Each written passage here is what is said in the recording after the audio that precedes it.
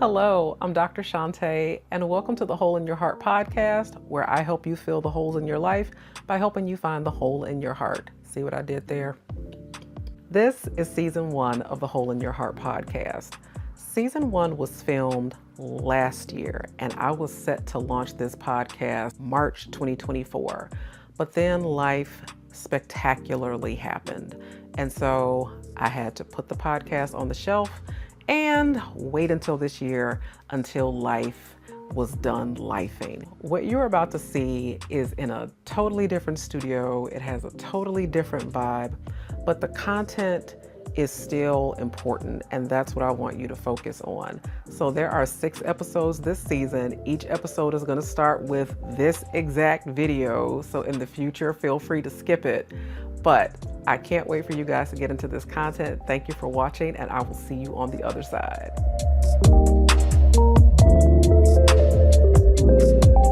Hello, and welcome to Hole in Your Heart podcast. I am Dr. Shante, and Hole in Your Heart is the podcast that uses a trauma-informed care approach to helping you find wholeness and happiness in your life and in your relationships. So some of you know me from my previous podcast entries. I'm a serial podcaster at this point. This is the first one that I have intentionally designed for YouTube. And so if you want to check out my previous work, you can. It is everywhere you can stream podcasts, Believing Bigger and Whole and Complete Podcast. So I have in this past year really grown on Instagram and short form content. I have been killing a lot of that, and my platform has grown and my audience has grown. And a lot of times when I post these short form videos, I get these follow-up questions that really just will not lend themselves to a short form format. So that is why I have come to YouTube to really unpack more in depth some of these issues to help you find wholeness in your heart, in your life, and in your relationships. I posted this video on Instagram about how we are onboarded into love, how it is that we come to love. Take a look. So I just got out of a session with a client, and I want to say this while it's fresh in my head. I work at a college, and we are very intentional about how we orient students into the college. How do we bring them on board? Where do they go? Who do they talk to? How do they navigate the college, right? And if you think about that framework, I often tell people you need to think about how were you onboarded into love? How were you oriented into love? Who taught you what love is? How did they facilitate that? Because for a lot of us, if one or both of your parents taught you that love comes with narcissism and selfishness or abandonment or neglect or anger or abuse in some way, shape, or form, then your early understanding of what love is people that love you can hurt you. People that love you can betray you. People that love you can abandon you. And if we are not careful, we begin to think that that is normal, okay? We think that love comes with these things, that it's normal to call each other names in an argument, that it's normal, to walk out of one another's lives and not resolve things and not say that you're sorry. And if you are not careful, you will go from relationship to relationship, friendship to friendship, bringing with you those toxic dynamics. And so it's important for you to unlearn those things if those things were a part of your orientation into love. And the follow-up question that I got from that video was, well, how do you unlearn toxic love? How do you unlearn these toxic habits? And that is not a question I can answer in 90 seconds. And so I am ready to answer it here. I have my trusty notes in my notebook. My day job, I'm a college professor. So this is like my security blanket. I love this guy. And I'm old school. I know a lot of people use iPads and their cell phones. I'm still the pen and pad type of girl. For some reason, it just helps me facilitate better. So unlearning toxic love, I'm going to walk you through that process. I think the first step in unlearning toxic love is you have to be honest about your upbringing.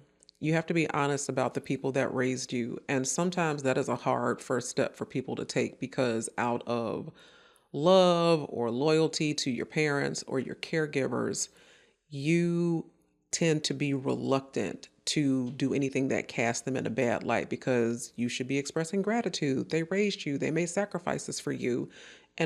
And while all of that can be true, it can also be true that they demonstrated love to you in ways that were unhealthy or toxic. And there are just some things that you need to unlearn. So here are some of the things that can happen in your childhood, in your upbringing, that become normalized and you take into your adult relationships. So things like passive aggression, things like excessive anger, okay, not really being able to talk and communicate your feelings, but feeling anger and creating chaos. Gaslighting and manipulation. And so lots of parents gaslight and manipulate their kids. They just tell them straight lies, or be like, oh no, that didn't happen. Or, daddy's just, having a rough time. He's not mad at you. And that sort of thing, like a lot of sugarcoating. And while the intentions may be good, what it teaches children is not to be honest and address feelings head on, to address issues head on, to address those problems and unpack them, that we're just going to kind of sugarcoat them and we're going to bury them and we're going to act like, these things didn't happen. Or sometimes gaslighting happens when there's an issue in the household, and instead of addressing it and sitting down as a family saying, okay, so let's talk about this thing that happened, people just pick up and go on like nothing happened. Are you hungry? Did you eat? There's your plate. Or you're going to be late for school, as though this other thing did not occur. Other things that we pick up in childhood, things like accepting less. And so a lot of children are conditioned to accept less. Oftentimes, I'm a life coach as well. So sometimes I have conversations with my clients and I ask them the question, at what point in your life did you learn to accept less? Who taught you to accept less?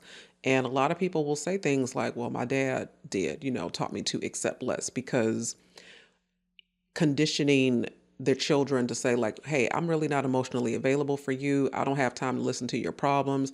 Hey, I'll take you to the park every now and then. I may come to your game, but I'm not going to be consistent. I'm not going to be reliable. I'm not going to be the person that you can count on and depend on. And so you just have to take what I give you. And so conditioning in your childhood to basically accept crumbs instead of the cake when you deserve the cake.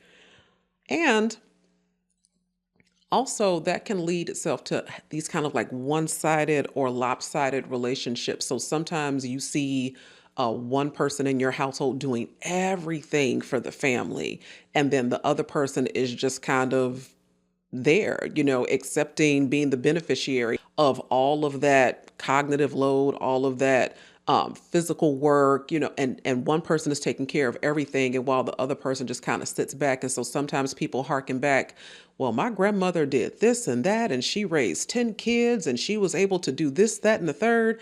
And it's like, okay, that doesn't mean that that was a healthy dynamic just because it was normal. And that's one of the things that I want to distinguish, is parsing out the difference between what is healthy versus what is normal. Just because it's normal doesn't mean that that's how it should go, just because that's how it goes or has been going. So the first part in unlearning toxic love is just to be really honest and do an assessment of how you were raised and how you were onboarded into love, and be honest about what that upbringing looks like. And here's the key to that, especially if you have siblings. Honey, you can have 2, 3 kids raised in the exact same household by the exact same parents and have wildly different interpretations of what that upbringing was, wildly different experiences that vary from person to person. And so when you are making this assessment, I'm going to caution you not necessarily to go and find validation and agreement. You can if you and your siblings have that kind of relationship, but just be prepared that your siblings may have a very different interpretation, especially if there's a hierarchical dynamic in your family or in your siblings where there's a favorite sibling or there's a black sheep sibling. Those are going to be very different experiences from child to child. So first part, be honest about your upbringing. The second part is really getting some clarity on what love does, what healthy love does. Okay. I remember reading this book a while back and it said love does. And that's one of the biggest misconceptions about love. People tend to think that love is a feeling, But feelings change all the time with the weather. But committed, healthy love is not a feeling, it's a doing. And so two people can say, I love you, and have drastically different meanings about what they're actually communicating to the other. Once you are clear on what your upbringing was and how that experience was for you, then you have to be honest about how you have normalize that in your own life. You have to be honest about how you engage. Do you engage with people in relationship? And if you learn that, well, we don't show affection here, are you non-affectionate in your relationship? If you learn, well, we really don't talk about things, we're just passive aggressive and we just say, I'm fine. No, you're good. Nope, no problem at all. Instead of just having an honest conversation about what the conflict is. Are you in denial, okay, about real issues for the sake of peace? Have you learned to not speak up for yourself and not speak up for your needs because you are in fear of how the other person is going to react? And so you have to be honest about how those things have shown up in your life and how they have contributed. And then once you are honest about how you have contributed, that's when you go back to that piece about, well, what does healthy love do? If this is what unhealthy love is, then what does healthy love do? So when you're looking at what love does, here are some things. What does healthy love do when confronted with temptation? Because in relationships, that happens all the time, so what does healthy love do when confronted with temptation? When there's an opportunity to be flirtatious or infidelity, like what does healthy love do? What does healthy love do when it's triggered by an insecurity? And so when your insecurities are triggered, what is a healthy way to engage that? What does a healthy love do when insecurities come to the surface? How are those things resolved in healthy ways? What does healthy love do when conflict needs to be resolved? Because conflict oftentimes gets addressed, but it doesn't always get resolved. And so when you're talking about real resolutions to problems and issues in your relationship, what does healthy love do in those situations? And your answers to those questions about what healthy love does when it's triggered, what healthy love does when you're insecure, what healthy love does when you're tempted, what healthy love does, the answers to those questions become the standards and the guidelines and the boundaries by which you now build and engage healthy, loving relationships. That's the type of love that you need to cultivate in your life. And so once you've assessed what you had and what you grew up with and what you thought was normal, and then you start to think about, well, what does healthy love do in response? If you think about scenarios in your life or in your childhood and say, the way my mom handled this, that probably wasn't the healthiest way to handle that. That probably wasn't the most mature way to handle that. That probably wasn't the most emotionally evolved way of handling that situation. How would I handle it differently? And your answers to those questions about what love does, what healthy love does in a committed, healthy relationship, those become the guidelines by which you establish, this is who I am, this is who I want, this is how I want to be loved, and this is how I want to loved.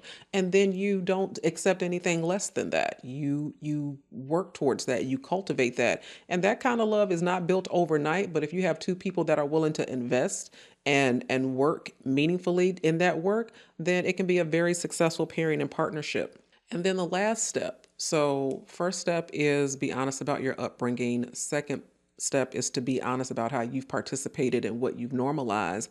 Third step is to really contemplate what healthy love does. Fourth and final step is conversations and decisions. And this can be a hard step because if you are in a relationship currently and it's not healthy, you have to own the parts that you contributed to, either by allowing things to happen that shouldn't happen or contributed to by doing things that shouldn't have been done. Okay, so you have to own your part, okay, in that dynamic. And when you've owned your part, then you apologize and communicate to your partner, say, this is what I've been doing. I shouldn't have done that. This is how it has created this really unhealthy dynamic in our relationship. Here's how I would like that to change. And now that you have these new guidelines and standards about what healthy love does, you communicate and say, this is how I would like to move forward. And hopefully if that person loves you, they are willing to move forward. They're willing to own the parts that they participated in and the parts that they contributed to, and you guys can move forward together. If not, this is where you have to make some hard decisions.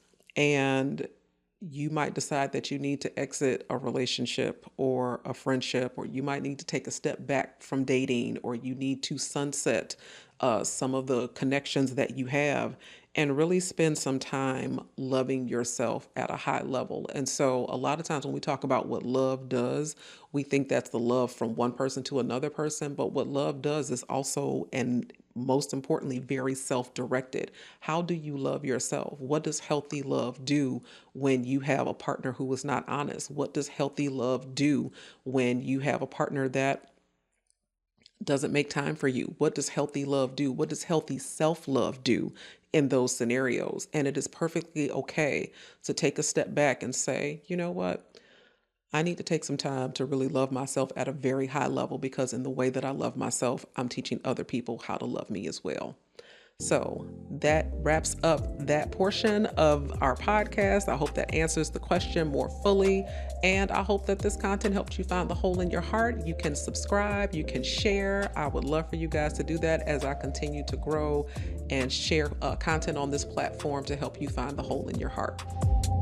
Thank you for watching this episode of the podcast. I would love to hear your feedback, so feel free to hop into the comments, give me your 2 cents. I read and respond to every single post. I can't wait to engage with you. If you like this podcast, make sure you like, subscribe, and always feel free to share.